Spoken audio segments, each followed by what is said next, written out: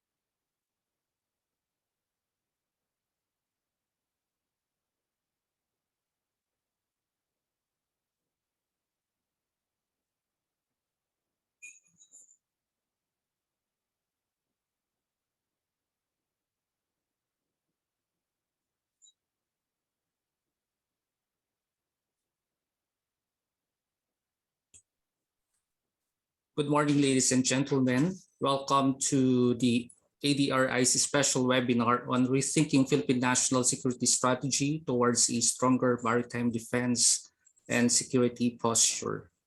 I deem that this is timely as Filipinos will again exercise their right to suffrage come May 9. It is also timely as experts and scholars will guide us to give us policy options on the national security strategy and maritime defense and security posture. Now, to deliver the opening remarks, may I call on the President of ADRi, Professor Victor Andres Manrique. Sir. Dr. Chester, thank you for the introduction. Good morning, everyone. Allow me to welcome everyone to our webinar, which we call virtual town hall discussion, which we want stakeholders to be part of our discussion, not only our esteemed speakers, experts in this area of security, but welcome to Rethinking Philippine National Security Strategy toward a stronger maritime defense and security posture. In the ADR Institute, we have tracked geopolitical movements not only from a traditional sense, but a non-traditional, and even an evolving nature of geopolitics. Just early on this month, at the start of the campaign, we wrote about the need to rethink foreign and security policy as it challenges the nation, the Filipino people in 2022. And I'd like to emphasize that the emergence of various security threats, traditional, non-traditional, and evolving, which are transnational in nature, has also made multilateral cooperation in the region more imperative. As we have tracked through the years global security and political development, I just would like to share what we have tracked as we ended 2021. Not only on issues of traditional security, but we have tracked climate change discussions. We've also seen how partners, friends of the Philippines like Japan, conducted naval drills near the West Philippine Sea, or how we opened and really saw positively the European Union's announcement for global gateway program. But sad that we even had this Ayungin show in November 16, 2021. But 2022, we entered the year with RCEP, operation, trade that can generate prosperity across the region. We saw strong positions in part of the Quad nations with foreign ministers meeting. But as we prepared for this forum, we took note of what happened last week when Russia launched a full-scale invasion of Ukraine. It reminds us of our own threat in the Philippines. especially in our own territory, the West Philippine Sea. And in the West Philippine Sea, we have been a strong advocate for the protection of our national interests, for the idea that we need to defend our maritime rights and our own territorial integrity. And not just as an institute, but as part of the clamor of the Filipino people, as we have seen entering the election season. We saw in our commission survey last December how the issue of defense of our territory against China was number 7, a little higher than even the COVID issue, below and use the top concern of economic hardships and consequences of this COVID. But still, we took note of that. And in our October survey at the start of the filing, when 82% of Filipinos, I'd like to remind our participants, and I'd like to remind also candidates and their campaign, the next Philippine government should assert our rights according to 82% of Filipinos, as stipulated in the 2016 decision of the Permanent Court of Arbitration. As we see data also, that the Philippines should form alliances. Let's not go drawn into this idea of we can deal with the challenges of our own threats from a bilateral. But why don't we form alliances with 85% of Filipinos hoping, seeking the next president, to build on these alliances in defending the Philippine territory and economic rights in the West Philippine Sea? And how 80% of Filipinos would like the government to invest in maritime defense by strengthening the capability of the Philippines, especially the Navy and the Coast Guard. Even conducting, 65% saying, let's conduct joint maritime patrols and military exercise with allied countries. We know who our friends are. The Filipino people know who our friends are. We know who we can trust. When you look at this data, it tells us who we trust. And as we see this trust, it reminds us really that we build alliances, we approach these things multilaterally, but we need to take actions. And nearly 8 out of 10 Filipinos perceive the importance that we build infrastructures on the vacant islands of the West Philippine Sea. Last December, I wrote in my regular commentary with the Philippine Daily Inquirer the need for our next leader to act and defend our sovereign rights in the West Philippine Sea and assert our territorial integrity. Because social weather station survey shows us that we, Filipino people, feel strongly about protecting what is ours. We want a genuine leader who will defend us instead of kowtowing to a foreign power.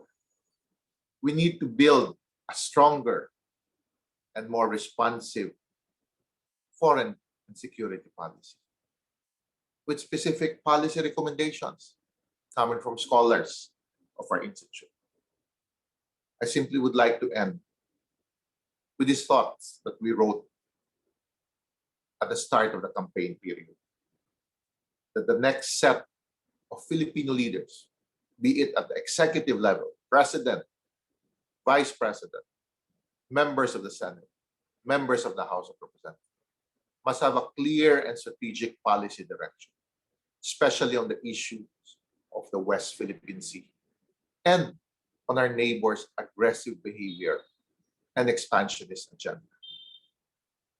The Philippines cannot endure another term of defeatist and weak security and foreign policy, especially in the context of our national security. Only through the power of the vote can Filipinos push for leaders who will safeguard the Philippine interests and lead the country to a more peaceful, prosperous, stable state of regional and international relations. This is not the institute. This is the Filipino people speaking to our research nationally. It's time for us to have and choose that kind of leader. Again, good morning and welcome to our webinar, to our virtual town hall discussion on this issue. Thank you very much, Professor Mandita, for that very powerful narrative on the situation of the Philippines, particularly from our transition from trans-regional security to traditional security, and of course, your timeline on the many events that happened to the Philippines and the importance of our sovereignty through the West Philippine Sea. And now we go directly to the program, second part of the program, which is the presentation of our speakers. We start with Ms. Liz Durr. She's the founder and CEO of Similarity, and she will give us the latest study on the key developments in the West Philippine Sea. And from there on, she will give us possible implications, and she will also discuss some highlights on few policy recommendations for the next president of the Philippines. Without much ado, let's all welcome Ms. Liz Durr. Ma'am. Thank you very much for having me. Let me go ahead and share my screen here.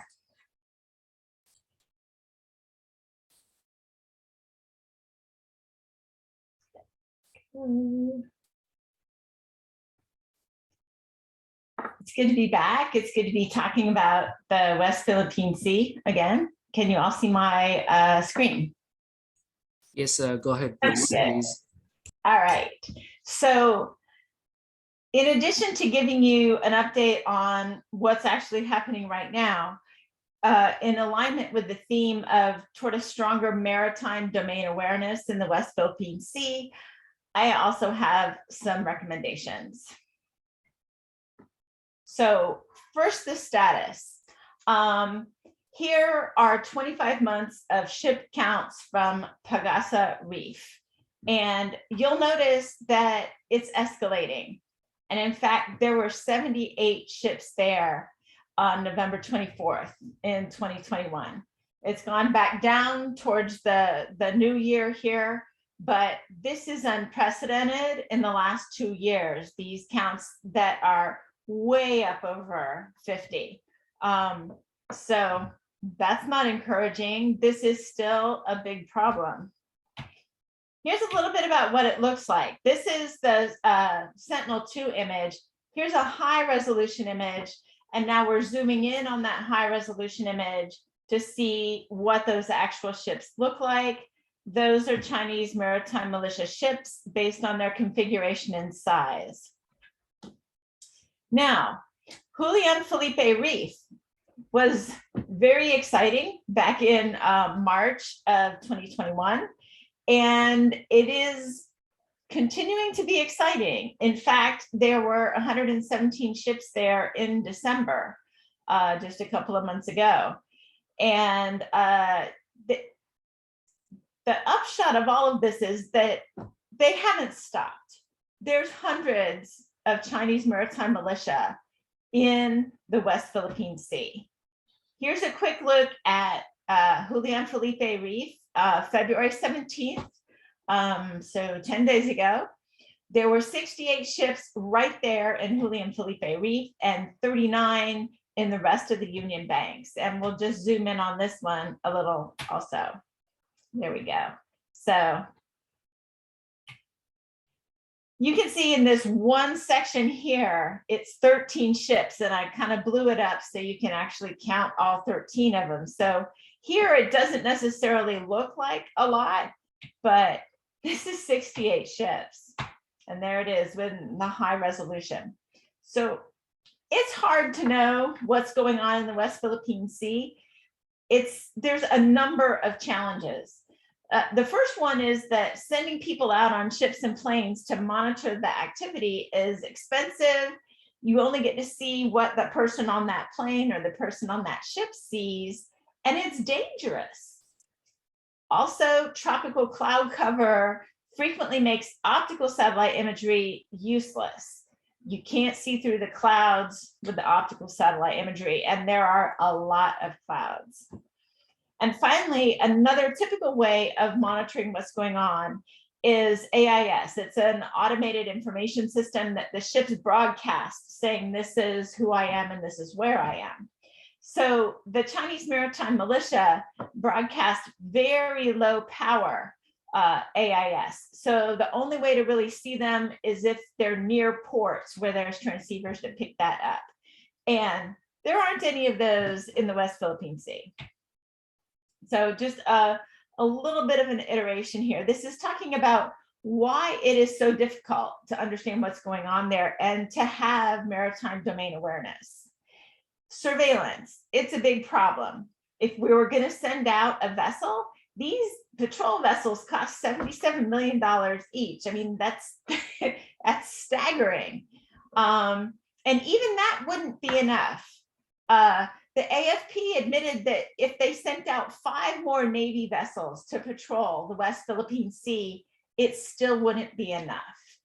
And just in 2021, we had several incidents of actual armed conflict between the Chinese maritime militia that was in the West Philippine Sea and Filipinos.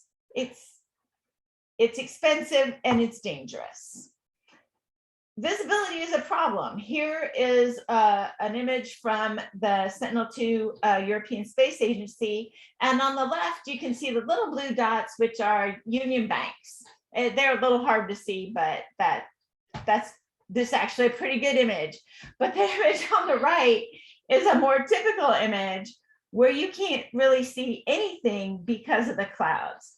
This image I would rate as poor visibility. The one on the left is good visibility. Now I'm going to show you a year's worth of these images. Here we go. Just quick thumbnails of all the images. I've outlined in red the ones where there's no way you're going to see anything. And then in orange, the ones where the visibility is so poor, it's nearly useless. So this is 13 months of images. There are 86 of them. These are the Union Banks images that I just showed you. There are 33% that are completely unusable because of cloud cover. There's another 23% that have very limited visibility and therefore very little usefulness. When you put these together, that's 56% of these images that you can't see what's happening. That means relying on optical imagery means you don't know what's happening most of the time. Now, satellite images are great, but this is not a solution. The problem with AIS, it'd be great to be able to track the maritime militia with AIS, but they don't broadcast it with a strong enough signal.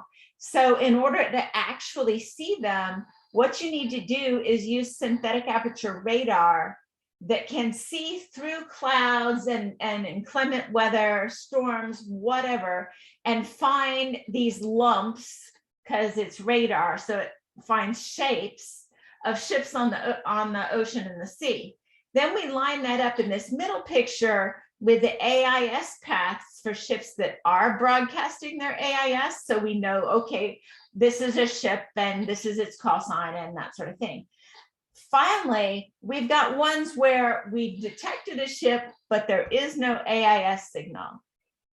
These are Chinese maritime militia or ships that are up to no good. They could be smugglers. They're ships that don't want to be seen through the normal mechanisms. This can be really overwhelming in terms of trying to solve this problem. And we saw with the whole Whitsun Reef incident last year, almost 11 months ago, that the Philippine government noticed these ships in Whitsun Reef on March 7th, and that sparked the entire international incident. But when we look back through the satellite imagery, we could see that they had been there since December 2020. This indicates that improved maritime domain awareness is necessary to make sure we know where the Chinese maritime militia is and what they're doing. We have a solution. There's a cost-effective solution to dramatically improve the West Philippine Sea maritime domain awareness. And this is what I want future leaders to know. Whoever ends up winning this election, we need to be able to improve the maritime domain awareness, and we can. We can use synthetic aperture radar, automated weekly analysis, and combine this with AIS so that we can find dark ships. And this solution costs less than half of just the fuel for sending out a patrol ship to do this monitoring.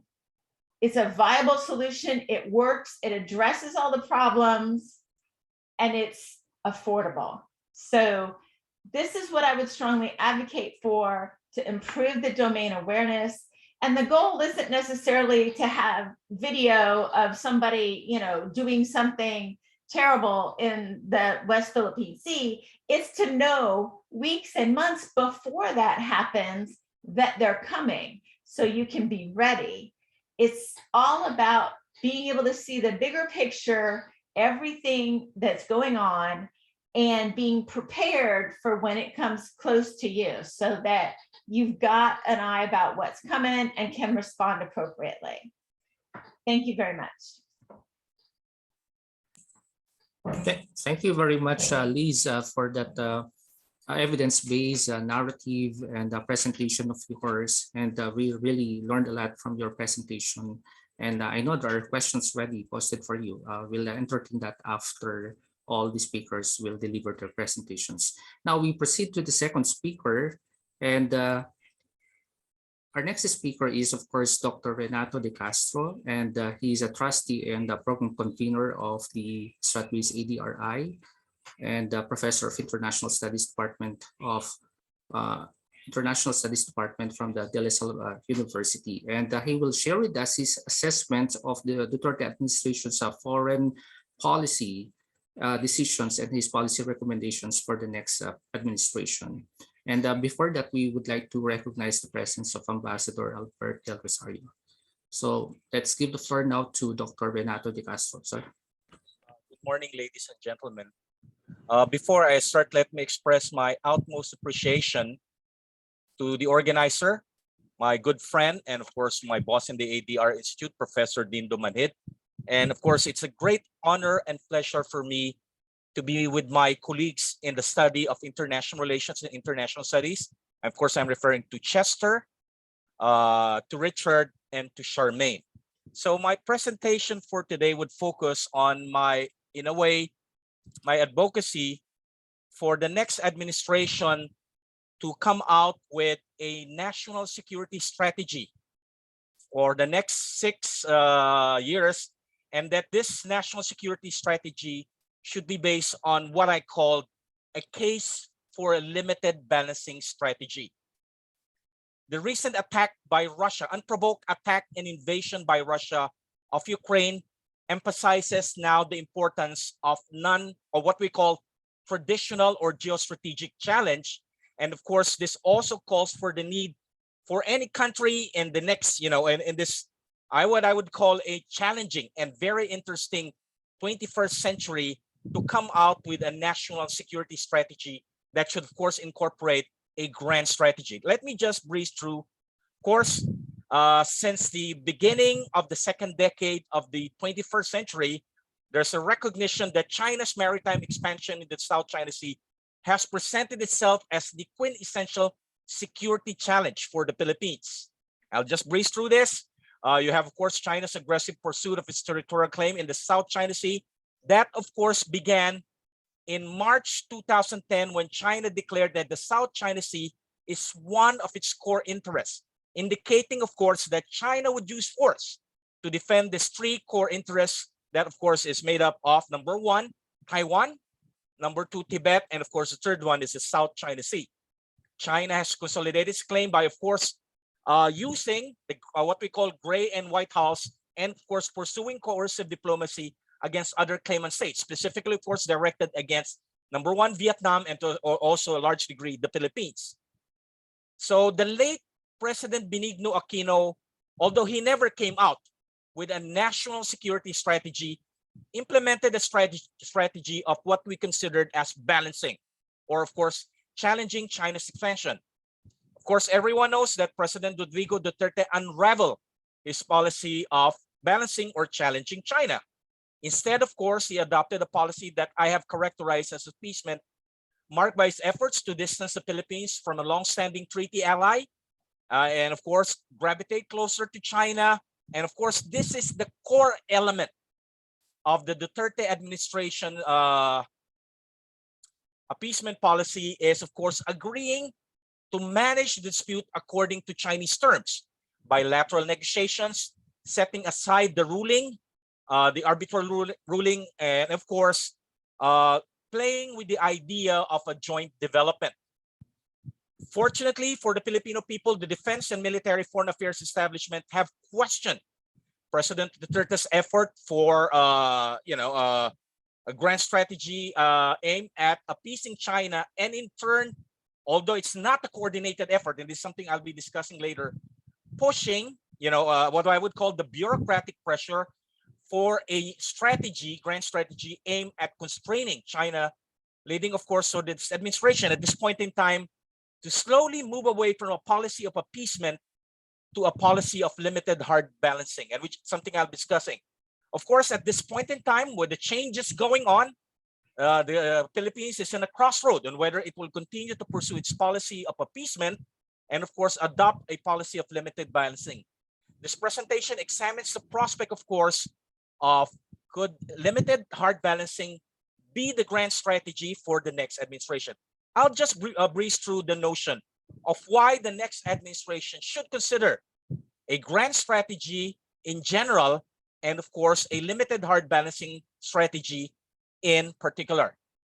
So let's look at the varieties. Of course, why do we need a strategy, a grand strategy? It's a roadmap for any leader on how he could, of course, have to deal with other states that, of course, had malevolent interests against it. A good example, of course, is the case of Russia vis-a-vis Ukraine, which, of course, led to an all-out invasion of Ukraine that happened last week. And, of course, minimize the possibility of being a victim of this accidental. A grand strategy is not simply a military, it involves the whole society approach. And, of course, these are some of the key elements there. Of course, grand strategy differs in terms of whether you're a great power or superpower, or of course, you are a regional power, or you talk in terms of smaller powers. It contains the grand strategy is, of course, incorporated in the national security strategy, the NSS, which contains a country's grand strategy. Of course, if you look at the case of the Philippines, since we became independent until, of course, May 2018, the Philippines has not come out with a national security strategy.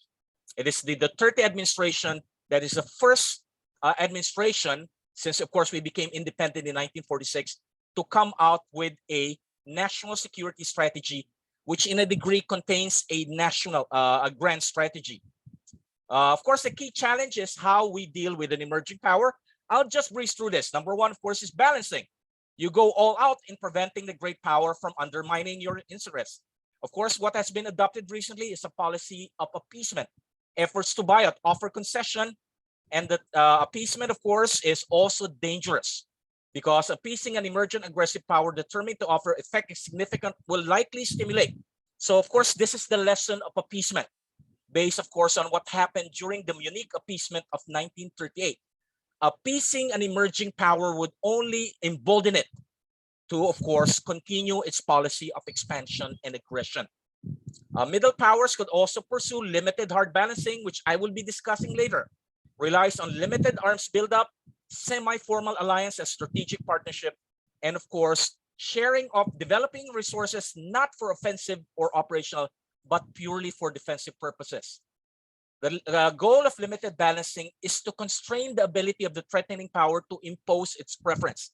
It's basically more of a signal, a credible signal against an expansionist power that I would resist you. And of course, a best example of the application of this limited hard balancing is the resistance being offered by the heroic Ukrainian people against, of course, Russian unprovoked aggression. The fact that, almost 5 days into this invasion, the Ukrainian people and its armed forces, of course, are still resisting Russian invasion of their country. So I'll just breeze through this. So of course, in case of the Aquino administration, we talk of the challenges. I will not discuss this more. The key point, of course, is the filing of the case against China and the arbitral ruling. So let's look at the change. What happened in the Duterte administration appeasement strategy? So what are the key elements?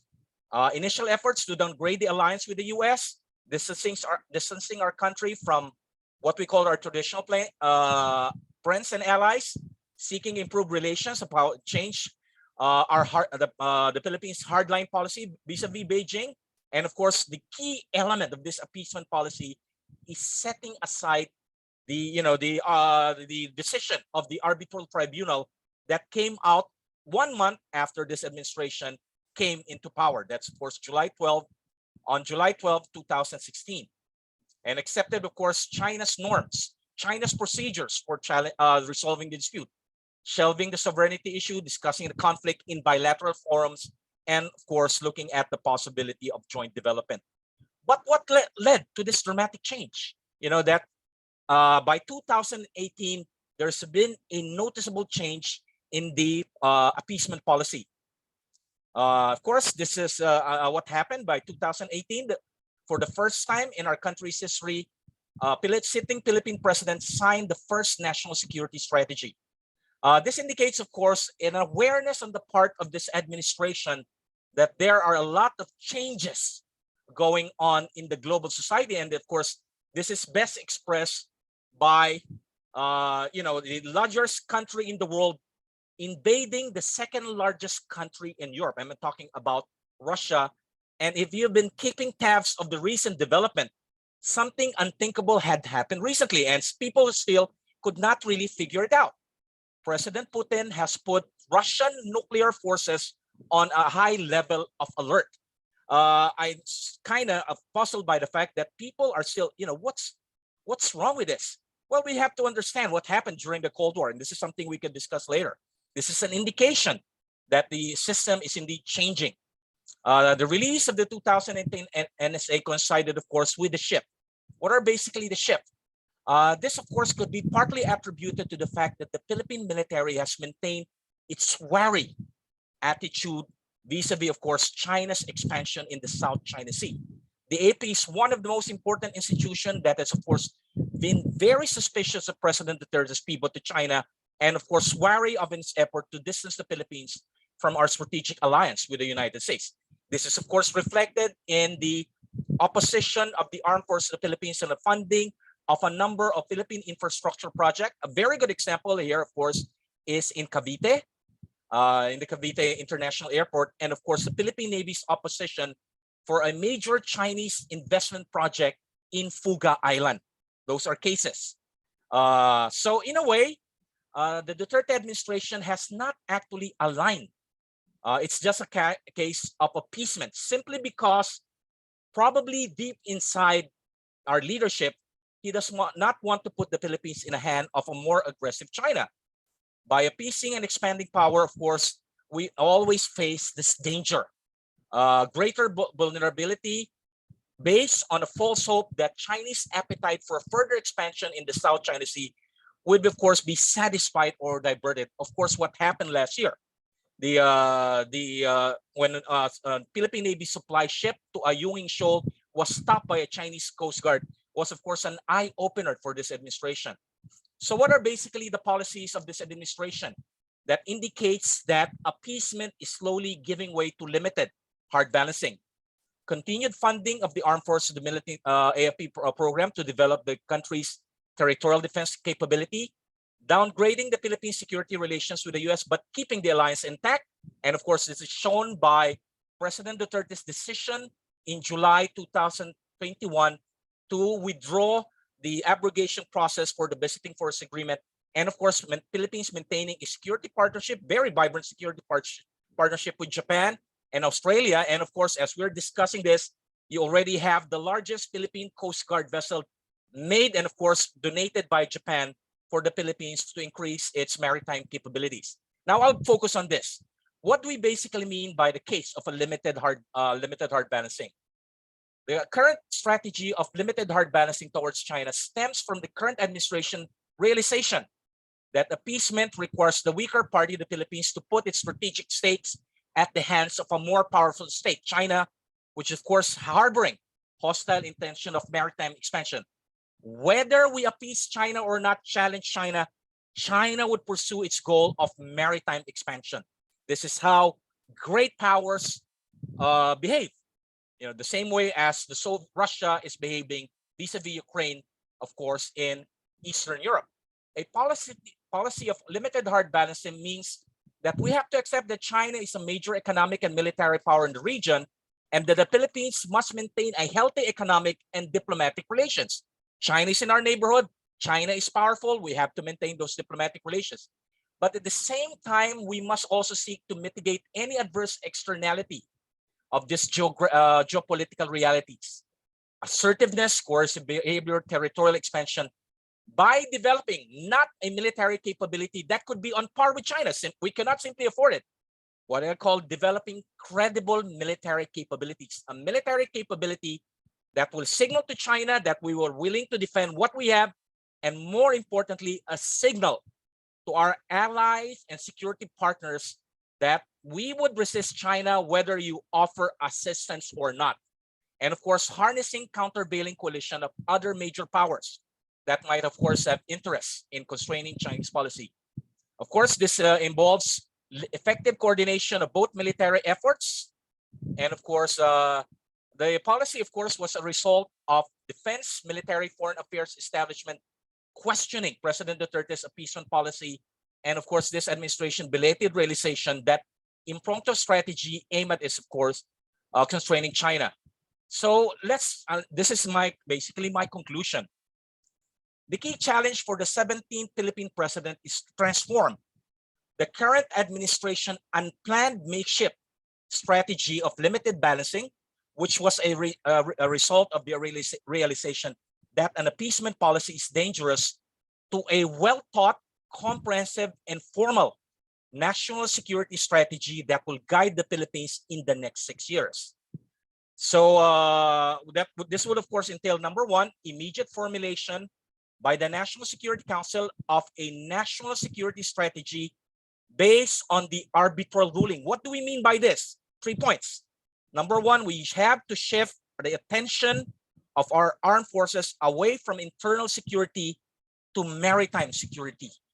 For one thing, of course, and this is something I would have to emphasize, the insurgency problem is a political problem. No amount of military effort would resolve a political problem. It will have to be resolved through political means, not by the military means. Thus, the military must be directed to where it would matter most, defending, of course, our maritime domain. And of course, building up the AFP's territorial defense capabilities with a specific focus on developing the ability to wage asymmetric warfare. It works. It's now working in Ukraine. You know, the Russians have, of course, the most advanced tanks. The Ukrainians are relying primarily, of course, in their knowledge of the terrain and, of course, on anti-tank weapons, stingers, weapons that, of course, causing havoc to heavy Russian invasion marked, of course, by the use of mechanized infantry and, of course, tanks. You know, by the way, there's already a Russian general that had already been killed. Strengthening, and of course, the Philippine-US alliance by fully implementing EDCA and, of course, continuing dialogue, enhancing. These are just some of my key recommendations. Enhancing Philippine security partnership with other US allies as Japan, Republic of Korea, and Australia. Thank you very much for your attention. I stop my presentation here. I look forward to an interesting discussion with the audience and with my fellow panelists. Thank you very much, Dr. De Castro. That was a compact and intense presentation, and of course for updating us on the similarity and contrast of the Ukraine issue, and of course with our West Philippine Sea problem, and of course definitely some of the policy options for the next president, the 17th president of the Philippines. Now we proceed to the third speaker. He has written several books, and he will be presenting the strategic agenda for the next Philippine president. which he entitled The Great Cold Run, China, US, and the New Cold War in the Indo-Pacific. He's the non-resident fellow of Stratbase ADRi and professorial shareholder in geopolitics from Polytechnic University of the Philippines. Without much ado, let's all welcome Mr. Richard A. Darian. Richard?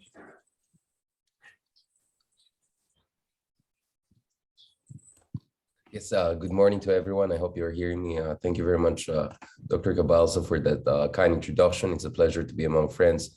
Sorry, it's a bit just past midnight here in Europe. I decided to stick around after the Munich Security Conference, of course, in light of developments here in Europe. So been in consultations with colleagues and friends from Berlin to Paris recently, trying to figure out how our transatlantic friends have been approaching the crisis in Europe, and also what the implications it may have for us in the Pacific.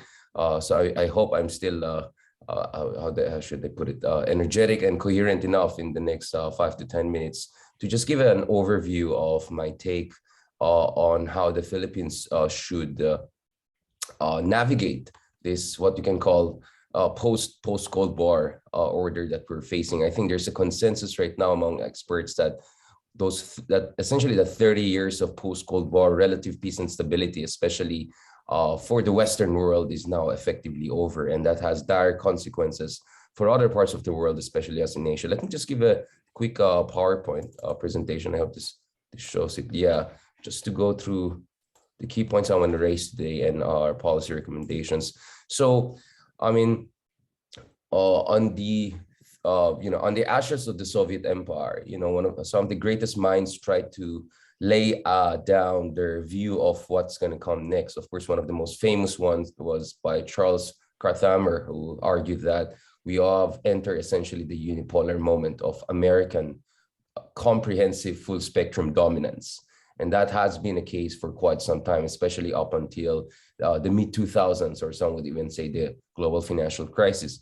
Of course, the even more influential one was the argument by Francis Fukuyama in his book, The End of History and The Last Man, which is kind of an improvement and expansion on his earlier essay for the national interest in 1989, whereby he argued that, yes, I mean, there'll be wars and conflicts on the margins and peripheries of the world, but at the very heart of global geopolitics, the grand ideological fights over the most important, the most desirable form of social organization is effectively over. So for him, democratic capitalism, Western style, is the ultimate victorious side as far as the grand historical battles, ideological battles are concerned. And therefore, after the collapse of the Soviet Union, everyone will try to be or pretend to be some kind of democratic capitalist country. And for a long time, Fukuyama's vision seemed very, I would say, compelling, because remember, until just a few years ago, we used to talk about BRICS, right? Whereby you had Brazil, Russia, India, China, all of these rising countries in the post-colonial world or in the East, seemingly trying to look like the first world countries, the Western world countries. China, especially up until the Hu Jintao administration, was opening up its economy, liberalizing to a certain degree its politics. Under Putin, essentially, there was a good relationship between Putin and the US, to a point that George Bush said that, when he met Putin and looked into his eyes and he saw his soul and all of that poetry, right? So up until mid-2000s, there was very much optimism that even former enemies or potential rivals like Russia and China were going to follow in that kind of Fukuyaman, end of history trajectory. Of course, even more popular perhaps for a lot of folks, I've noticed this, is the Samuel Huntington idea of the clash of civilization, that what we're entering is actually going to be a clash among mega civilizations of the West and China and Islamic world. That's essentially what he saw. And of course, and on the other hand, I think the less appreciated essay in those heady days of the post-Cold War era was actually by Zbigniew Brzezinski, the former national security advisor and professor at Columbia University, where he argued, and of course, Brzezinski is Polish by descent, so he understands very well the realities in Eastern Europe. And his idea was that the Cold War may bring some benefits, but unless Russia's imperialistic tendencies are really tamed perpetually, then we're going to have problem down the road. And I think right now, it seems Brzezinski has had the most accurate understanding of what's going to come next. And in many ways, Samuel Huntington's Clash of Civilizations is comical because what we're seeing clearly is a clash within civilizations, because the Ukrainian and Russian civilizations are very, very similar. And Kiev and Rus, so in many ways, today's Ukraine is the kind of a cradle of the Russian civilizations for those who are familiar with Russian history, right? And precisely in response to that, you have a dramatic situation in Europe whereby even Finland and Sweden, two countries that have refused to join the NATO and have tried to be quite kind of neutral, even at the height of Cold War, are now reconsidering whether they want to stay that way or rather actually join the North Atlantic Treaty Organization. And I think this is a very important thing, especially in the Philippines. I don't know how much folks are active on social media, but as someone who's very active on social media, I can say that a lot of partisans of the current president of the Philippines, outgoing president of the Philippines, have been trying to spin the situation in Ukraine, Russia now to say, see, if you want to be close to the West, you'll get into trouble with the East. So therefore remain neutral, right? That's the best way forward. And that President Duterte has been correct to supposedly have an independent foreign policy. And I think they're essentially ignoring all the fundamental facts. Ukraine is attacked precisely because it is not a treaty ally of a superpower or a member of NATO. It wants to be, but it is not. The same happened to Georgia in 2018. But even tiny countries like Romania or Baltic states like Estonia are not being invaded precisely because they're part of NATO. And that tends to be missed in a lot of viral social media nonsense that has been spreading over the past few days, at least in the Philippine social media sphere. And I think a lot of people are forgetting that even famously neutral countries like Finland are now seriously reconsidering whether they want to remain neutral. Because I would argue that neutrality, in quotation marks, before imperial aggression is tantamount to surrender, right? When you have such a tense situation whereby you have imperial aggressive ambitions on the part of non-Western powers, then you have to really see how you can best leverage your existing alliances or potential alliances with the status quo powers, in this case, the West or NATO, and so on and so forth. And that's something very shocking. Now, let me try to transition this and go into my take on what all of this means for Asia. I mean, first of all, as I've been arguing in a series of articles, increasingly Europe is looking like Asia. That's the strange thing, whereby yes, Western Europe is prosperous, but the sense of certainty and safety that they used to enjoy for the past 30 years, that's gone. And I think Dr. De Castro, among other experts, has mentioned this, that in Asia, actually, we have a series of frozen conflicts. And guess what? Those frozen conflicts are from Cold War era. So now the Europeans are beginning to also feel the embers of the Cold War that are still there, apparently, in Moscow and in Kremlin, right? And Putin had to remind them rudely. But the reality is this: yes, Russia has arguably the most powerful land forces in Europe, although let's see how effective they really are. So far, the Ukrainians have done a valiant job of showing the vulnerabilities of the Russian military. But yes, Russia indeed has a massive military capability, and Putin has been investing the country's petrodollars to develop the country's defensive or even offensive capabilities. And Russia has done some great strides in fifth generation fighter capabilities, even hypersonic capability. But I would argue that the China question is not going to go away. If anything, the current crisis in Europe has brought into sharp relief the importance of China, and down the road, the threat that China presents to the region. In fact, in the Munich Security Conference the other week, I asked on the record the German Foreign Minister, Baerbock, about Germany's foreign policy in China. And she was very clear that even Germany, which is very dependent on China for its export markets, more than any other major European country or Western country for that matter, now treats China as a systemic rival. And that's something that they cannot ignore. And China is not just an ideological source of competition, but China is a competition even at the most important areas of technological innovation, among others. So in Munich, for instance, I was just having conversations with colleagues and friends, and because that's where you have the BMWs and Benz and all of that made. And there is a realization that down the road, China could present a threat to them, especially in terms of electric car development. And if you look at China, really its trajectory is incredible. I mean, even compared to other rising powers in history. So this is China's trajectory in its first 30 years of rise. So from 1979 all the way to 2019, if you look at the kind of improvement that China has made in terms of its share of global GDP, it's more impressive than any other rising power in human history, than Imperial Japan, than USSR, than Japan, and even the United States. And that tells you about the massive potential that China has. In contrast to Russia, the GDP of which is just as large as that of Italy, which is not even a major force in Europe anymore. So that puts into perspective that, you know, it's really China that is going to be a big factor in shaping geopolitics.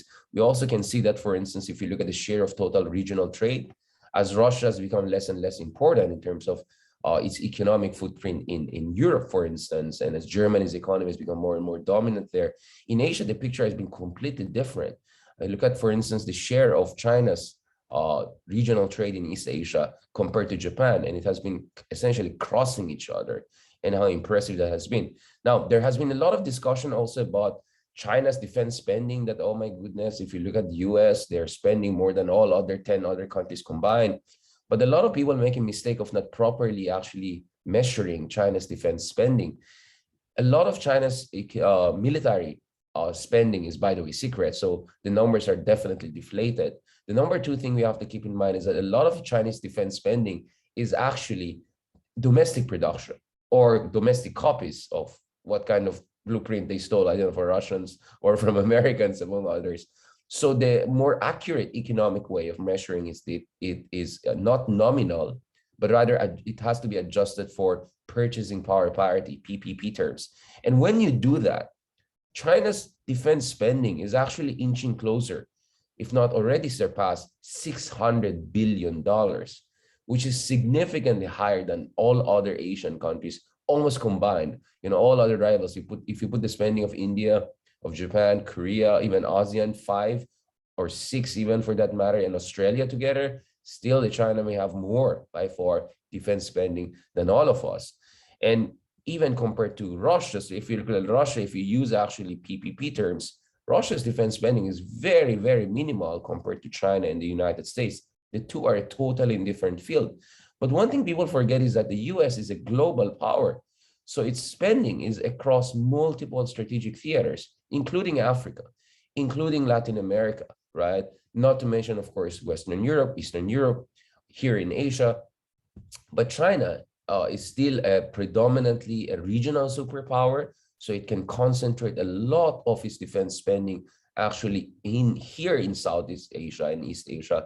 And that creates tremendous amount of parity between the two superpowers that tends to be missed when we discuss just raw defense spending, nominal terms, overall without context.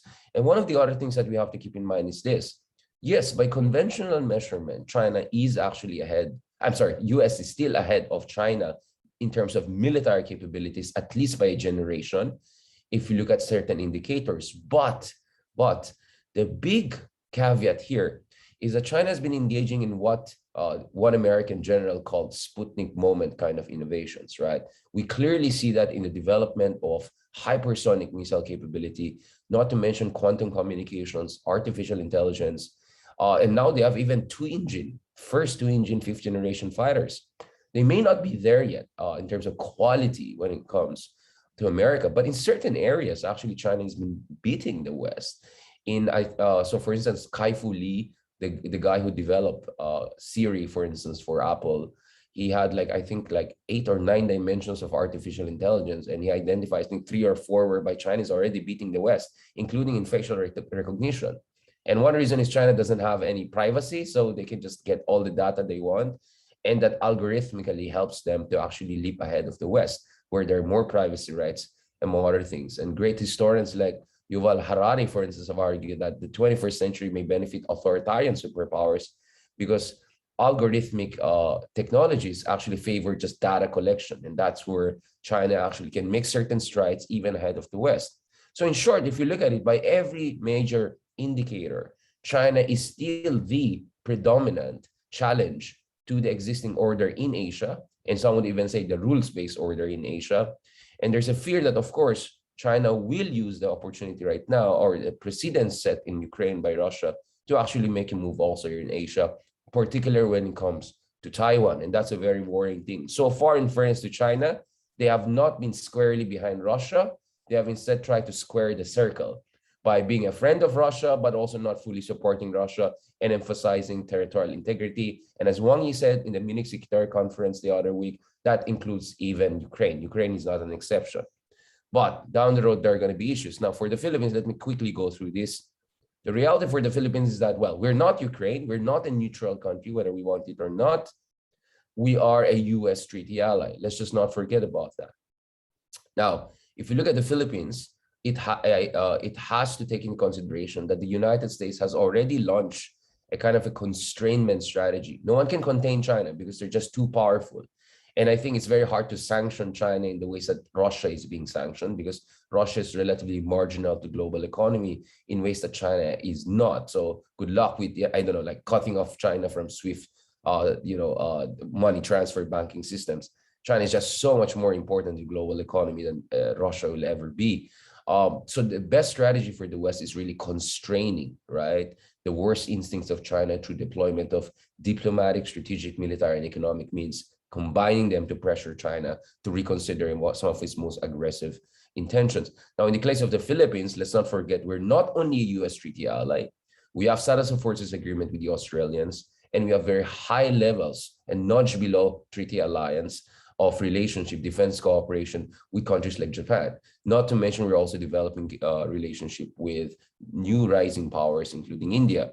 So just quickly to go through this, and I'm sure we can have more time for discussions, and please feel free to read my works, including our long paper here for ADR that we hope the next administration will take into consideration, whichever that's going to be. First of all, I think we definitely have to optimize leverage and upgrade the Philippines' existing defense agreements. The crisis in Ukraine reminds us that neutrality is not what you want to have when you're facing imperial aggression from rising powers. You want to make sure you make the most out of your existing insurance policies. Getting rid of your insurance policy is not going to get rid of risk. That's like the last thing you want to do. What you want to do is to improve your insurance policy, right? And that is where it's important for us to leverage and upgrade existing alliance. But how do you do that? Well, one is to go for, and I think Dr. De Castro has already mentioned this, is the full implementation of EDCA. For a very long time, we have been discussing BFA and the MDT. We cannot blame people for that because President Duterte has been threatening those two. One is a foundational agreement, another one is a legal framework for the operationalization of our alliance. But it's really the enhanced defense cooperation agreement that is very vital to the Philippines' capability to maximize its alliance with the United States to deal with the threat from China in the South China Sea. We're talking about Basa Air Base, Bautista Air Base. We're talking about allowing Americans to have forward deployment presence there, to develop the counterintelligence and basic infrastructure and capabilities there. And we know Basa Air Base is close to Scar Marshall, Bautista Air Base is close to Calayan Group of Islands. This has not been fully implemented under President Duterte. He has slept on it, or he has actually tried to prevent its full implementation. So it's very important what the next administration does. The third thing is the next Filipino president will be entering the next phase, the third phase of the 15-year AFP modernization program. And this is where it's very important that the next president will continue commendable efforts by both the Aquino and the Duterte administration in terms of developing our basic abilities. Again, I think that Dr. De Castro has done very good analysis in terms of analyzing the direction of our modernization program. And I think our next president will have to really focus on developing our aerial and naval capabilities and expand strategic defense asset acquisitions, including the BrahMos we got from India. But that's just supersonic. I think we have to go for BrahMos 2 down the road, which is hypersonic, Mach 7 to 9 speed. And lastly, on policy recommendation, it's extremely important that as much as we want diplomacy, we are also firm about our red lines. And that's clearly our sovereign rights. And of course, our sovereign rights in accordance, not to China's version of international law, but our constitution, and more importantly, I would even say the Arbitral Tribunal Award of 2016. It's very important our next president, whoever that is, that person will be far more uncompromising and coherent than the current president. And lastly, we have to move towards not only interagency cooperation, but whole of nation approach. We have to do something about these troll farms, probably foreign finance, right? We're trying to spread nonsense and trash online to make us think surrender is the best way forward, to make us think that giving up on our alliances is the best way to avoid war. That is terrible. That is deplorable. That kind of messaging should have no place in any patriotic or self-respecting country. So we have to have a whole of nation approach to fight against disinformation and fight against almost treasonous ideas being spread online. So I think this is a very important, and this is where ADR, public intellectuals, academics, we have to do our part and reinforce the same sense of patriotism and common sense, collective dignity among the Philippine people so that we can stand for our rights. Maraming salamat. Thank you very much, Richard, for sharing with us your insights on the power rivalry of major powers and for updating us about some of the insights of our European colleagues. And lastly, you have very interesting insights there, which we will be discussing later on in the open forum. Now, the last but not the least is Dr. Charmaine Risalucha Willoughby, and she will talk about the importance of multilateralism and strategic partnerships in the Indo-Pacific. She's the Associate Professor of the International Studies Department from the De La Salle University. Let's all welcome Dr. Willoughby. Thank you very much, Chester. Good morning to everyone. Sir Dindo and the rest of the Strat-based ADRi team, thank you for organizing this town hall and for letting me join the conversation.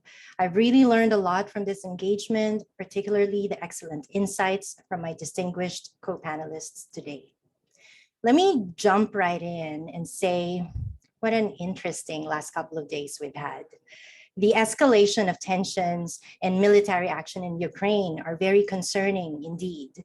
And while Europe is not geographically proximate to the Philippines, we cannot, under no circumstances, remain neutral. What happens in Europe, unfortunately, does not stay in Europe. The effects of the invasion of Ukraine spill over to other parts of the world and pose a threat to the very core of the rules-based international order. As such, my remarks today are framed against these recent events, and there are 3 points that I'd like to make on how the Philippines can rethink its security posture. The lessons from the Melian dialogue have made the rounds this weekend. The conventional wisdom is that the strong do what they can. Based on this timeless truth, Russia's action is well within the bounds of what is expected of great powers and is no different from the unilateral actions of other great powers. Why should Russia's invasion of Georgia in 2008 and of Crimea in 2014 be any different from, say, the United States' actions in Serbia in 1999 or its invasion of Iraq in 2003? Following this logic, what happened in Ukraine is entirely the fault of the West, thereby absolving Russia of any wrongdoing. The waves of EU enlargement and NATO expansion understandably lent credence to the argument that Russia felt encircled and was thus justified in its reaction. The strong, after all, do what they can. If Russia's shock and awe tactic in Ukraine is successful, it will reshape the European security order and will have implications for not only US-EU relations, but also for NATO and ultimately America's role in the world. And here is where and how the 2024 US presidential election will be crucial in this calculus. The re-election of Trump or the election of a Trump-like candidate can imperil the security guarantees on which Europe depends. Waiting in the sidelines, meanwhile, is China.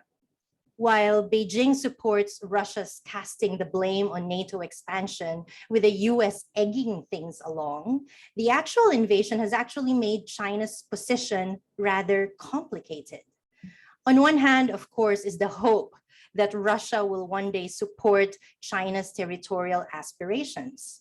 On the other hand, however, China's alignment with Russia now casts doubt on Chinese credibility and soft power.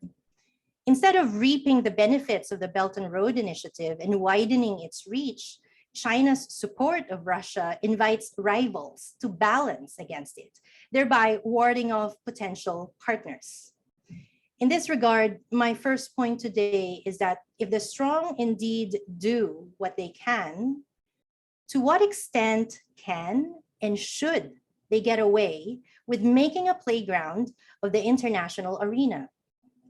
It is already a given that the great powers have more and better capabilities than the rest. But just because they can does not mean they should. And so my second point calls attention to the other half of the lesson from the Millian dialogue. If the strong do what they can, should the weak really just suffer what they must? ASEAN members have been slow to issue statements about Ukraine. And yes, this is surprising considering the premium that we put on sovereignty and non-interference. But it is also understandable as there are many factors and many layers at play. Brunei and Singapore, two tiny countries, have so far issued the strongest statements. The Philippines, meanwhile, opted to remain neutral. In many ways, this neutrality is consistent with our foreign policy in the last 6 years.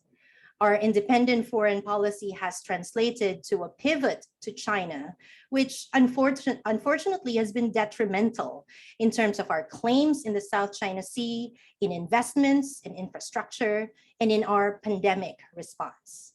This neutral policy is buttressed by a deeply embedded Filipino attitude of not wanting to offend.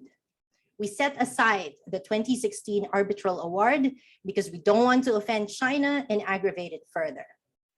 We are neutral on Ukraine because we don't want to offend Russia, from whom we depend on the acquisition of weapon systems. But not wanting to offend is defeatist. The argument goes that since we cannot win a war with China, if it ever comes to that, we might as well not fight. We might as well not resist because resistance is futile. The strong do what they can and the weak suffer what they must. But must we really?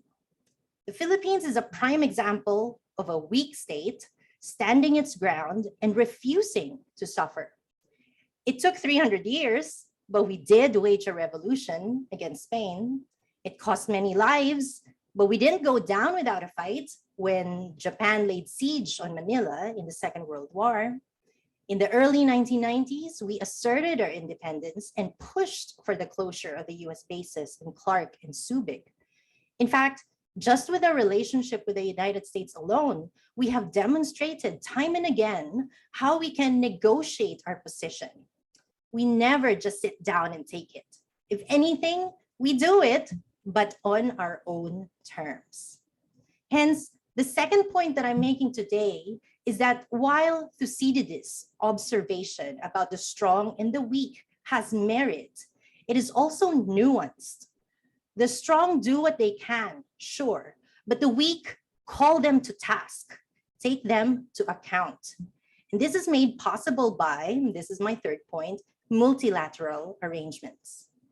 The liberal rules-based international order has been our operating framework since 1945. Obviously, there are deep flaws in the system. Collective security arrangements like NATO have not been able to prevent the fallout from the breakup of the former Yugoslavia or the spillover effects of Syria. The UN has not been able to stop China's assertive moves in the South China Sea, and the EU has been unable to come to terms with Russia, thereby preventing to stop Russia's actions today. In this part of the world, ASEAN has continued to flounder on Myanmar, among many other issues. It is in this sense that E.H. Carr is correct to question the supposed veritable qualities of idealism on which today's liberal rules-based international order are founded. Power politics, if we were to follow his logic, remains the name of the game. Realism is vindicated once again. So In our case today, as we continue to put our faith on multilateralism, are we not beating a dead horse? Is the Filipinos' fault defeatist stance the way to go then? I would argue that the opposite. While I do not discount CAR's invaluable contributions, the totalizing realities of realpolitik should move us beyond the simplistic default stance of acceptance. If anything, this should be a way to criticize the uses and abuses of power. That being said, multilateralism may be near death, but its heart continues to beat. And as long as it does, we have the means to push back on the unilateral actions of the powerful. In closing, let me offer some ways forward as we move one day closer to the May national elections. Foreign policy has generally not been an election issue, but geopolitical developments behoove us to make this a critical issue in the next set of leaders. First, the neutrality policy needs to be changed. We need to take a stand because Ukraine has implications to oil and food prices. Once we understand that faraway Ukraine is a gut issue, a kitchen issue, we realize that we cannot afford to be neutral. Second, the Philippines must continue to diversify its international relations. Our alliance with the United States is deep and long-standing, but it requires regular maintenance, like all relationships. That being said, the alliance does not preclude our forging partnerships with others, but let us be circumspect about our choices. Finally, as a weak state, going by the Million Dialogues categories, it is in our interest to not turn our back on multilateralism. Like our bilateral relationships, multilateral arrangements need work. This is especially germane in the maritime domain. The 2016 Arbitral Award can only be enforced through international cooperation, and we need to leverage that to the best of our abilities. My time is up, so let me end here, and please let's exchange ideas during the Q&A. Thank you very much. Thank you very much, Dr. Willoughby, for giving us hope on the role of multilateralism despite the reaping effects of all these dominant effects of all these international security problems that we have in the world. Now, we proceed immediately to the open forum. I know we have a number of questions for our speakers here. We start with Mr. Liz. This question is posted for you. Can we incorporate surveillance, given that Filipino fishermen has this, of course, the problem on the Filipino fishermen radios, and the Joint Coast Watch frequency-based data information collection? Can we report these sightings of the People's Liberation Army, Navy, and the Chinese militia? Your thoughts about that? Absolutely.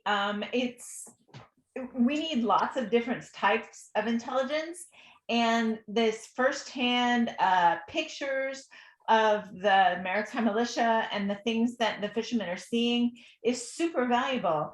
And that's actually one of the ways that we are able to identify these ships from satellite imagery, as we can compare pictures taken on the ground with satellite images taken at the same time. So now we know what these ships look like from above instead of just from the side. So it's a great way to gather intelligence, but you need to gather intelligence in a lot of different levels, from the ground, from the air, and from the satellite. So it kind of all works together. Okay, thank you for that, Liz. Now, there's a question from Mr. Mark Luxin for Dr. De Castro. Of course, you were discussing about the grand strategy and how it affects the military and diplomatic and economic efforts of the country. The question is, how can the next administration convince Filipinos that the grand strategy of limited grad balancing is necessary? Well, it's not a matter that you will have to conduct a plebiscite. You know, the days of direct democracy of the Greek polis is over. So this is where, of course, leadership would come in. So the task of the next president is to formulate a grand strategy incorporated in the national security strategy, and of course presented to the public. And of course, in a democracy, you will have lively debate, you have discussion. So that's the task of the government, to basically take note on how the public views, or the civil society views, the grand strategy.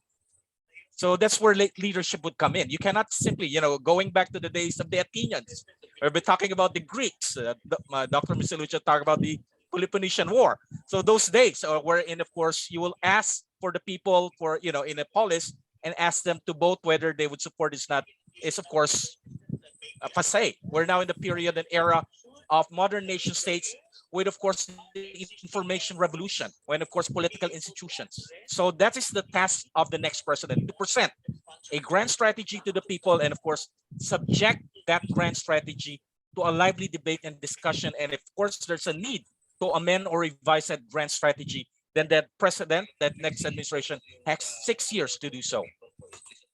Okay, first I would like to acknowledge the presence of course, our Justice Carpio here. If he would like to join in this discussion, please feel free to give you his insights.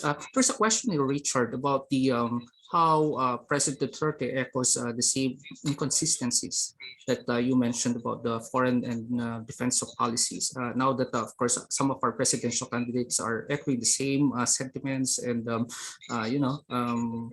messaging. How can we counter this and, of course, educate our voters about this? Yeah, thank you for that question. I mean, I have had the privilege, or perhaps the misfortune, of having had to write on a lot of speeches, quote unquote, by the current president. And some of them are really hard to decipher.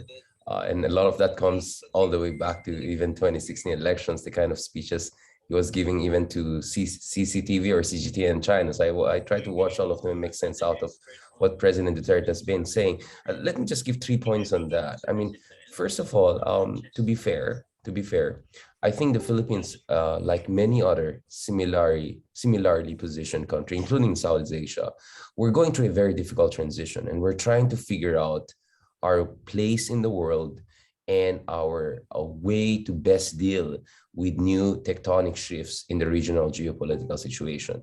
I'll tell you that even based on conversations with senior officials from even countries like Singapore, which I believe are very proactive. I think the technical term is for Singapore is anticipatory state. Even the Singaporeans have been really trying to figure out how to navigate this new environment. And Lee Kuan Yew was warning about this for a long, long time. So I think, in fairness, I think whoever is the Filipino president will have a really difficult time of trying to navigate this very difficult situation, right? So to a certain degree, coherence will be much more difficult to achieve, because the certainties that shape the immediate decades after the Cold War are now out of the window. Even in Europe here, when based on conversations with folks in Germany, in France, even they are trying to figure out how to deal with it. So in Germany, for instance, they are not very consistent, but actually in a good way. So in the past week alone, Germany has significantly recalibrated its foreign policy, including its openness to swift sanctions against Russia, to also their openness to send armaments to Ukraine, which was a very sensitive issue, and also spending up to 2% of their GDP on military. This was unthinkable just a week ago when I was talking to folks in Berlin. Now it's happening. And I'm actually following on Twitter Chancellor Scholz, who didn't even have a Twitter account 3 weeks ago. And now he has a Twitter account, and even he's tweeting in English now. So Germany's transformation shows that sometimes incoherence is not a bad thing if you actually change a bad policy or a subpar policy to a better one. So that's one thing I have to keep in mind. The second thing I think in terms of incoherence is that in the case of the Philippines, I would say incoherence was sometimes correction. So our good colleague, Dr. De Castro, mentioned that sometimes we have the folks in the defense ministry or in the foreign ministry contradicting the president. But I'd rather have them contradict the president when the president is wrong than them just being yes men and coherent. So coherently bad is worse than incoherently semi-bad, right? So I'll put it that way just to be brutal. And I'm sure Dr. De Castro has something to say. And lastly, on the issue of incoherence, sometimes I think President Duterte, I don't know I think he has multiple audience in mind. And sometimes I think he doesn't even care that there's a global audience. And as a commander-in-chief, his words have an implication. I think sometimes he's talking to his base. And his base love him for just being against any rules and all. And that's the problem. For me, that's irresponsibility. You're not just talking to your base who will love you for your, I don't know, out of the box presentation, but there's a global audience and there's implication for the Philippines. So that's what I want to say. Okay, thank you, Richard. I'll just get the rebuttal of Dr. De Castro before I can No, ask this is not Dr. a rebuttal. Willoughby. This is a support to Richard. Okay, And it go ahead. reminds me of Winston Churchill. You know, I'm paraphrasing this. Remember when he said this? Democracy is the worst form of government. Mm. And I'm paraphrasing, you know, it's not the exact word until we come out with something new. So this is how Winston Churchill described a democracy. And we have to look at it that way because we provide room for debates, for discussion. That's why we would have to have, of course, a more appreciative view of democracy rather than a cynical view of what we have. Okay, I end here. It's Yes. supporting Richard's point. Right, It's right. really something good. Okay, thank you, Dr. De Castro. Actually, this is for all speakers, but I'm going to ask Dr. Willoughby about these interesting questions coming from Ms. Angie Chen of the correspondent in Manila of the Central News Agency from Taiwan. She's asking about the comparison of today Ukraine, tomorrow Taiwan. Do you think China may copy what Russia is doing and apply it to Taiwan or even to the South China Sea? That's her first question, basically. Your thoughts about that, Dr. Willoughby? Nothing is written in stone. So just because this has happened to Ukraine does not necessarily mean that the same thing will happen in Taiwan or in this part of the world. Of course, that does not preclude the fact that it is possible that similar events can also develop here. But this just drives the point home that we really do need to push back. Are we really just going to say, well, you know, we don't have it in us to fight, so, you know, let's just allow things to happen? That's not, you know, if we do that, then yes, we will see a repeat of what has happened in Ukraine in this part of the world. So to prevent that, we do need to push back in any form, in every way possible, to, you know, to ensure that we can defend the liberal rules-based order that we are in. Okay, thank you for that. I think the second question would be addressed by Richard or Dr. De Castro about the EDCA. If China attacks Taiwan and the US decides to take part in the war, will it affect the security of the Philippines? Richard? I think Dr. De Castro can go first. Okay, Dr. De Castro, sorry. Yeah. You're still muted, Dr. De Castro. We see a reaping effect here, some domino effect, basically. Of course, it's geography. Right. And we're all prisoners of geography. Taiwan is just across the Bashi Strait. You have to go back to the Second World War. How did MacArthur's B-17 bombers and fighters destroy that Clark? The Japanese bombers came from Taiwan. That's how close Taiwan is to the Philippines. We cannot ignore geography. You know, Charmaine talks about human nature, Thucydides. But the more important element of international relations, of course, is geography. Then, of course, we have to take into account hundreds of thousands of Filipino OFWs working in Taiwan. And of course, and we have to admit the fact that we have an alliance with the United States. And an alliance is a two-way street. If we expect assistance from the United States and, you know, other issues, you know, pandemic, so forth and so on, it's, you know, the United States also expects our assistance if push comes to shove. The United States really respects Japan, South Korea, Australia, because of the fact these allies know their place. They are very much aware of the dynamics of an alliance. An alliance is a two-way street. You know, unlike how many of our decision makers view the alliance as a one-way street, only to benefit the Philippines, ignoring our treaty obligation to the United States. This also has to change.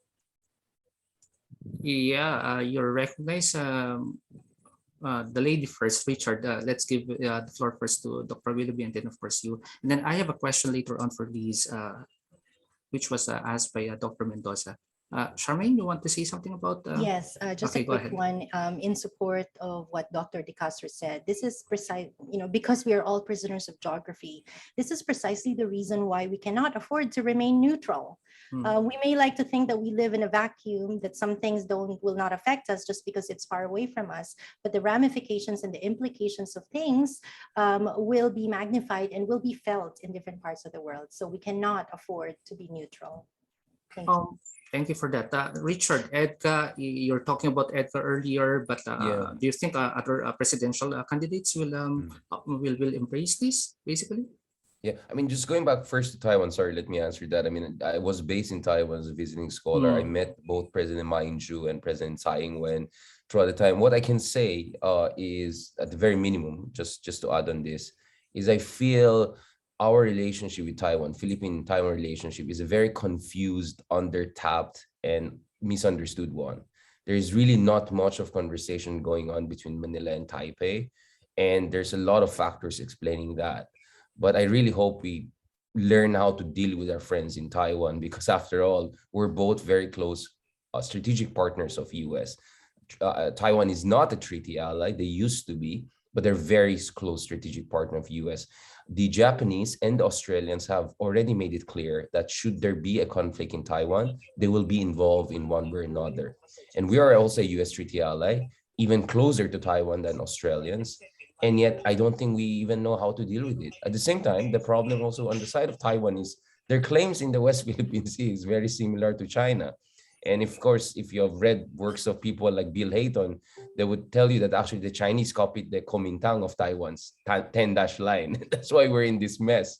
And I was actually disappointed when I asked Tsai Ing-wen, we had great conversations and all, but once it went to the South China Sea, she sounded more like the other side, right? And like, this is not gonna help us. So we really need to navigate some of these awkward differences we have with Taiwan. But overall, we're both democracies. We're both close to the US, and God forbid if something happens, then it's gonna have a lot of implications for us in a very negative way. And we have a lot of Filipinos working there. I saw so many Filipinos there when I was based in Taipei in 2019 as a visiting scholar. Now on the issue of EDCA, yeah, I mean this EDCA issue is very, very important. I mean, you see, that's it. We keep on complaining. Oh, is US useful to us? Are we getting something out of this? Well, how can we get something out of this if we're not trying to make something out of this? The whole EDCA was to allow for us to optimize the MDTN alliance to have a kind of a deterrence, minimum deterrence against China.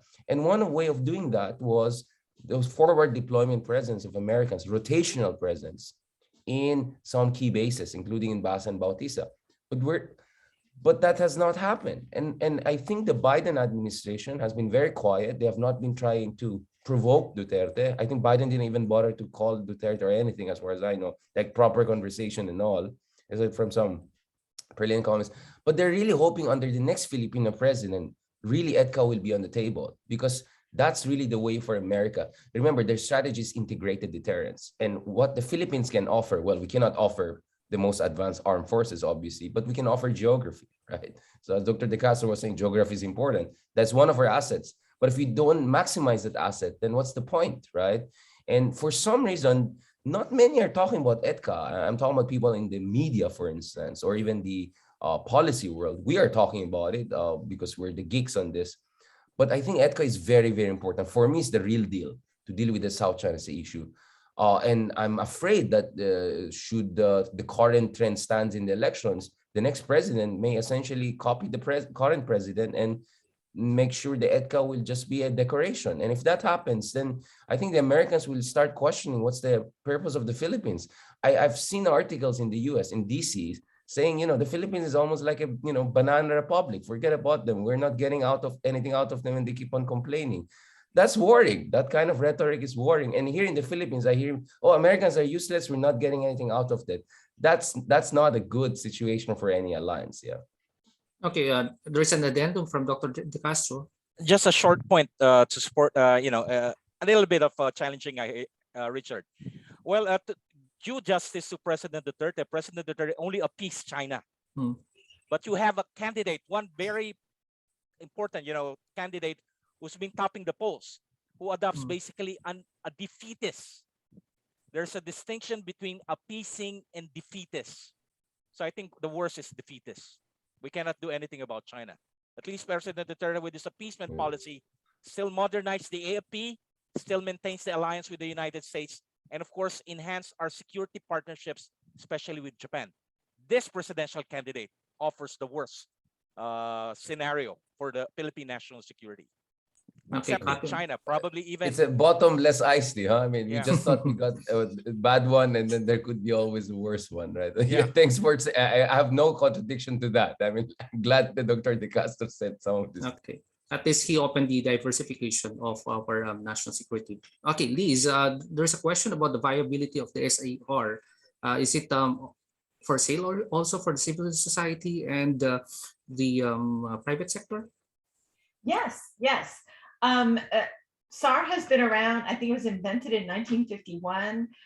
The European Space Agency launched Sentinel-1 in 2014, and that SAR is available free to all the member companies for the countries for the European Space Agency. So it can be used by researchers, civil society, everybody, and there are a large number of commercial SAR providers launching new SAR constellation satellites every month. It's growing tremendously, and that's because it's so helpful in monitoring all kinds of things, deforestation, pollution, anything people are trying to hide under the cover of darkness or clouds. It's super powerful and has a lot of uses and is commercially available. That's excellent. Thank you for that, Mr. Dr. Willoughby, you were talking about the role of multilateralism and strategic partnerships. There's one presidential candidate talking about bilateralism, and that's the only solution that we have for China. How can you counter this narrative? Yes, so bilateral relationships are definitely important. We're not recommending that we also turn our backs on China. We should actually ensure that our relationship with China, with other countries, remain robust. But there are some, as some of my co-panelists have mentioned, we need to be clear about our red lines. To what extent are we willing to continue the engagement, the relationship? Are we okay with incursions in the West Philippine Sea? To what extent, what are the red lines that we will be drawing for ourselves? That being said, yes, bilateral relationships, particularly our relationship with China, needs to continue, but we need to recognize that there are many facets to our relationships with other countries. Thank you, Dr. Willoughby. Dr. De Castro, you were talking about the diversification of the Philippines when it comes to our foreign policy and defense policy.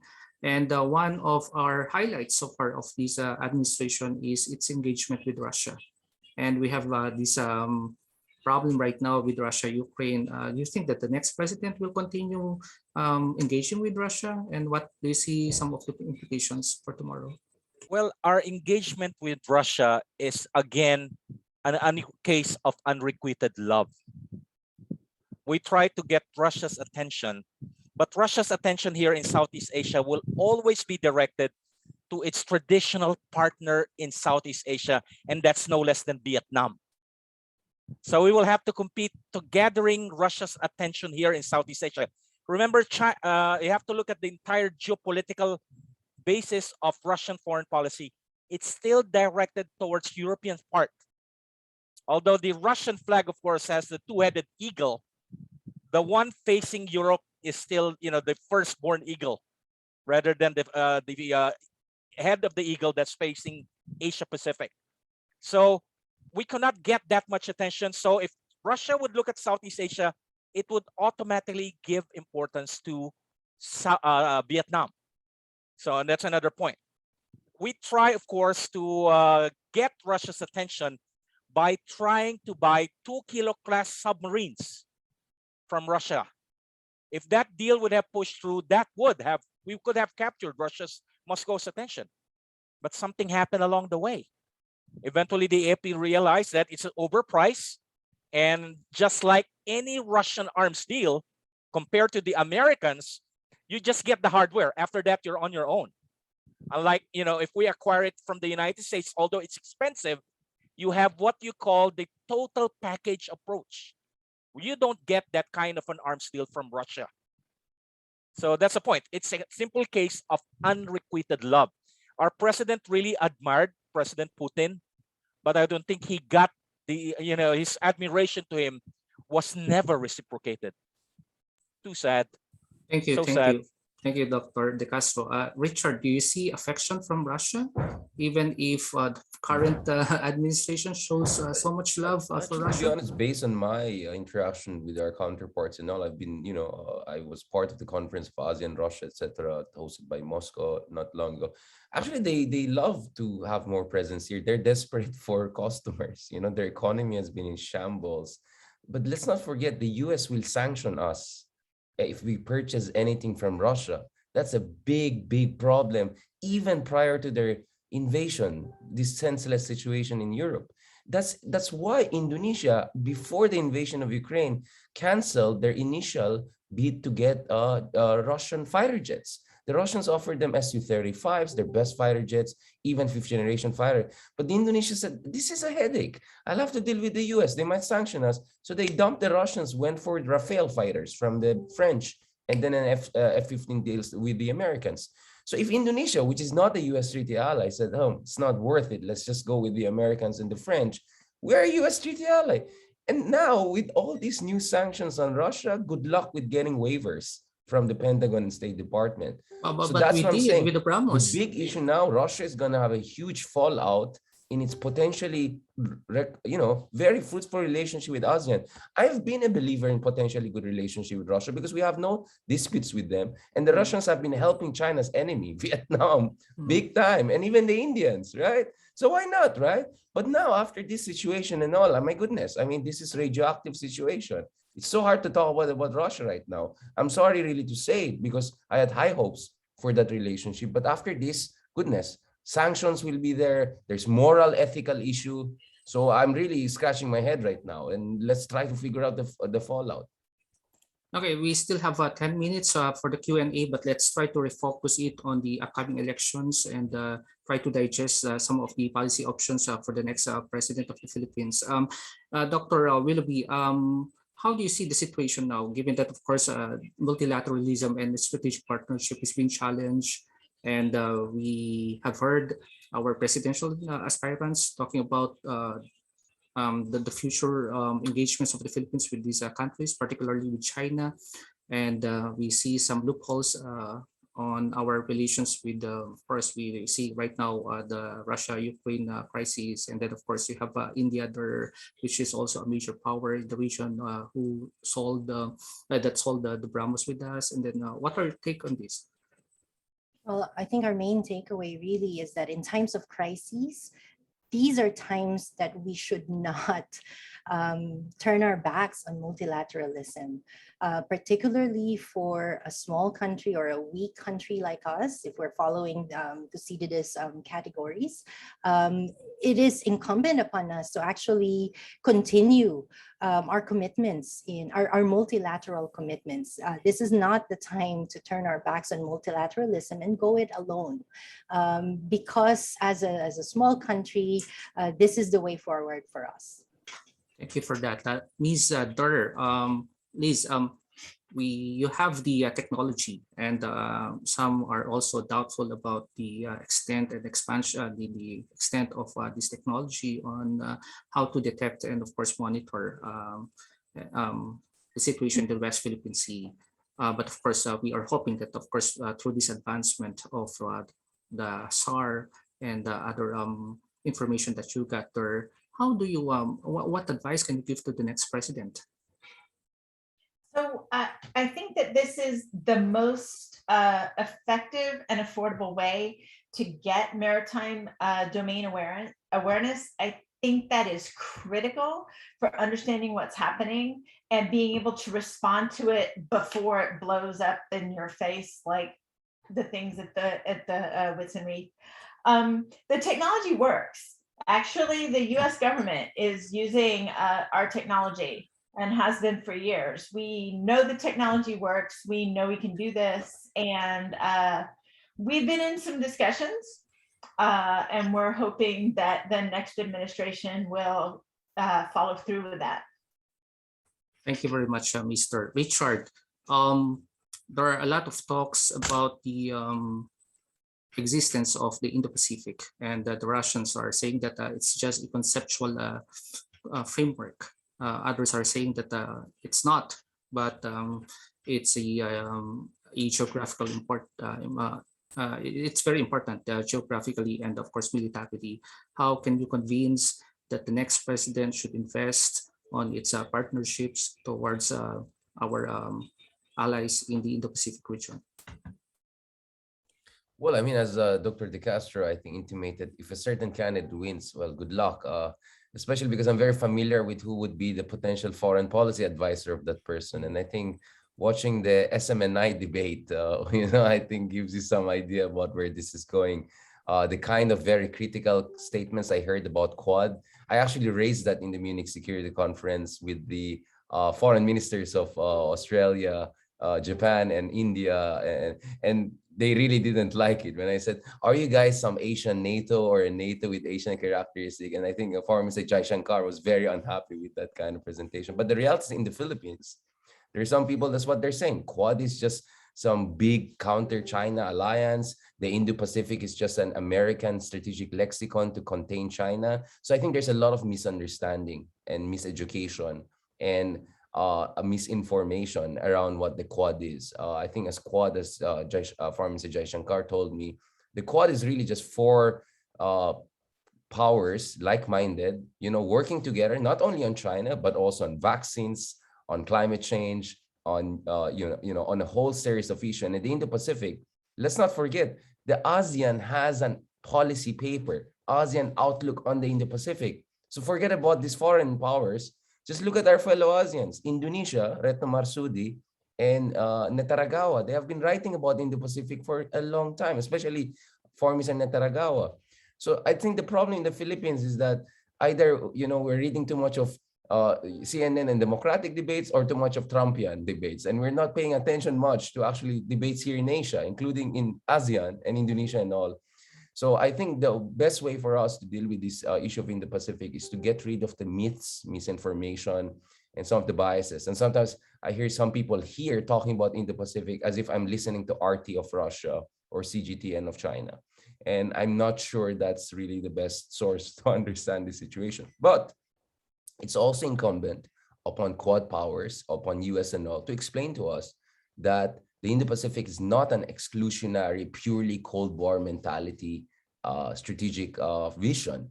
This is about us working on a whole host of challenges and problems we'll face. And by the way, on some of these issues, China will be our partner, should be our partner, can be our partner, right? Including on vaccination. I mean, a lot of Filipinos would not have had access to vaccination if not for China, right? I'm not saying the Chinese vaccines are the best or China was the most generous country, but the reality is that the number of vaccines we're getting from the West was not enough for a very, very long time, right? So to just say China is the enemy, or etc., misses the point. So I think the Indo-Pacific is about how can we work together in this mega region, whereby, by the way, not only us in the region, but the Europeans, like the French and the British, who also have territories here, can be involved in a constructive way. So I think this is I have a book titled Indo-Pacific, and I'm honest about it, that this is still an evolving idea, a debated idea, but let's have healthy, good idea debates, not misinformed, ideologically tinged debate. And hopefully we don't see much of that again in presidential debates. Okay, thank you, Richard. Dr. De Castro, you were talking about grand strategy, and of course, despite the defeatist pronouncements of this administration on the Hague ruling on the West Philippine Sea, blessing in disguise, we saw the national security strategy. Then my question is, the question here is, how do we foster this grand strategy, given that we already laid down the national security strategy, and what should the next president of the Philippines be doing with this NSS? Okay, the first one I would like to clarify regarding this administration setting aside the ruling. Of course, on July 12, 2020, Foreign Secretary Teodoro Locsin finally acknowledged the ruling. And of course, in September of that same year, President Duterte himself acknowledged the ruling. So in a way, this is a good sign. And this is a point I raised regarding my notion of limited hard balance. You have a change in policy. But of course, my argument is that this change of policy is a more of an impromptu. It's a result of what we could call a bureaucratic politics within this administration, that you have the defense and the foreign affairs department challenging. If you look at the speeches, not only of President Duterte, but of course the statements of Secretary Locsin, Secretary Lorenzana. So the challenge, of course, and this is what I point out, the next administration should come out with a more well-thought and formal. So what will be the contents of this grand strategy? Number one, the most important, how do we view the world? Right? Is the world changing? Is the world, definitely, just a few, was it 24 hours ago when President Putin announced that he's putting the Russian nuclear forces on high alert? This was unthinkable after the Cold War ended in 1991. I still remember our discussion in our grad class. We won't anymore. This generation will not anymore live under the shadow of a nuclear holocaust. It just happened a few hours ago. So how do we factor in? How do we view it? In a way, it's educating also our people to look at the external world, both as a source of danger and opportunities. Second, of course, it will also provide, what do we want? Is the Philippines a status quo power? Have we benefited from the status quo? Or we want a little change in the current international order?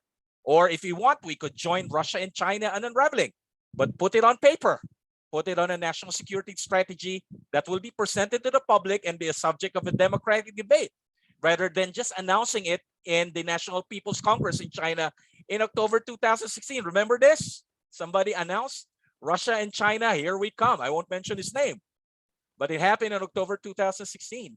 Then more importantly, of course, developing your capabilities, and more importantly, and this is something that has been emphasized by Charmaine and Richard, knowing who our friends, our allies, and of course, our potential competitor, and giving value to our security relationship, whether of course in terms of the formal treaty alliance we have with the only superpower in the world, and our security partnerships with like-minded countries like Japan, Australia, South Korea, and the EU.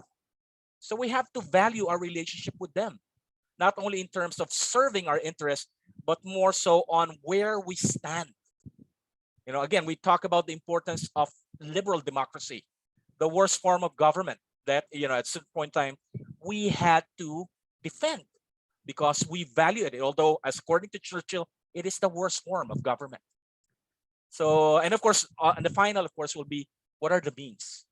Do we have to increase our defense budget? What branch of the armed services should be given more importance?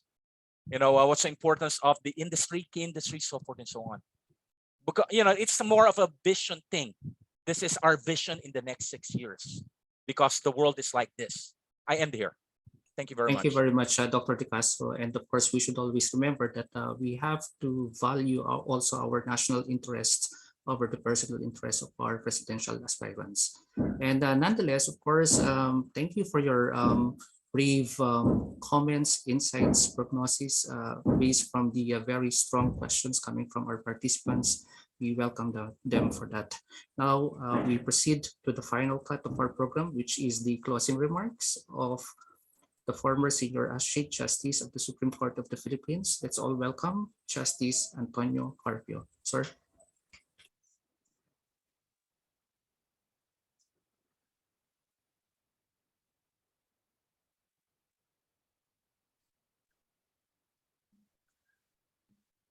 Pleasant morning to everyone. I wish to thank the ADR Institute for inviting me to give the closing remarks. The next President of the Philippines, who will take over at noon of June 30, 2022, we'll have an enormous benefit from wisdom from hindsight in dealing with the West Philippine Sea issue. The domestic and international events since the landmark July 12, 2016 Arbitral Award are a rich source of lessons from which the next president can learn. First, with the singular exception of China, all the world's major naval powers that have an interest in maintaining the rule of law in the South China Sea have declared that China and the Philippines must abide with the Arbitral Award. More and more countries are recognizing the Arbitral Award and supporting its compliance by China and the Philippines. These countries have realized that if the UN Convention on the Law of the Sea, or UNCLOS, cannot apply in the South China Sea, then their more powerful neighbors may also claim that UNCLOS does not apply also to their near seas. Coastal states all over the world have a real interest in the compliance of the Arbitral Award by China and the Philippines. Second, an overwhelming majority of Filipinos, consistently over 80% in SWS surveys since 2016, want the Arbitral Award enforced. The Filipino people understand that all the fish, oil, gas, and other mineral resources in our exclusive economic zone in the West Philippine Sea belong exclusively to the Philippines. This is in fact clearly stated in the Philippine Constitution and affirmed fully in the Arbitral Award. With the notable exception of China, all the countries of the world that are parties to UNCLOS recognize that all the living and non-living resources in Philippine EEZ in the West Philippine Sea belong exclusively to the Philippines. Third, the Constitution clearly and expressly mandates, and I quote, "The state shall protect its marine wealth in its exclusive economic zone and reserve its use and enjoyment exclusively to Filipinos." The President, who is the Commander-in-Chief of the Armed Forces of the Philippines, has a constitutional duty to implement this provision, which mandates the protection of the country's exclusive economic zone. The President is also the chief architect of our foreign policy. He has control and supervision over the Department of Foreign Affairs. How should the President fulfill his constitutional duty as chief architect of our foreign policy and as Commander-in-Chief of the Armed Forces with respect to the protection of our exclusive economic zone in the West Philippine Sea in the light of the landmark Arbitral Award of July 12, 2016, and subsequent events in world geopolitics? I propose two courses of action. First, the 5 ASEAN coastal states adversely affected by China's 9-dash line, namely the Philippines, Vietnam, Malaysia, Indonesia, and Brunei, should initiate a voluntary arbitration to settle the remaining maritime disputes among them in the South China Sea. These maritime disputes involve overlapping boundaries in both their exclusive economic zones and extended continental shelves. These disputes do not involve territorial disputes. The overlapping maritime disputes can be resolved by the application of the default boundary resolution arrangements under UNCLOS, to which all these coastal states are parties. Vietnam, Malaysia, Indonesia, and Brunei do not contest the Arbitral Award of July 12, 2016, because the Arbitral Award only affirms the existence of Philippine Exclusive Economic Zone in the West Philippine Sea without touching on the territorial dispute. These 4 ASEAN coastal states are not disputing that the Philippines has a full exclusive economic zone in the West Philippine Sea. Only China disputes that the Philippines has a full exclusive economic zone in the West Philippine Sea. In fact, China claims 80% of Philippine exclusive economic zone in the West Philippine Sea. Other ASEAN coastal states do not claim any part of Philippine.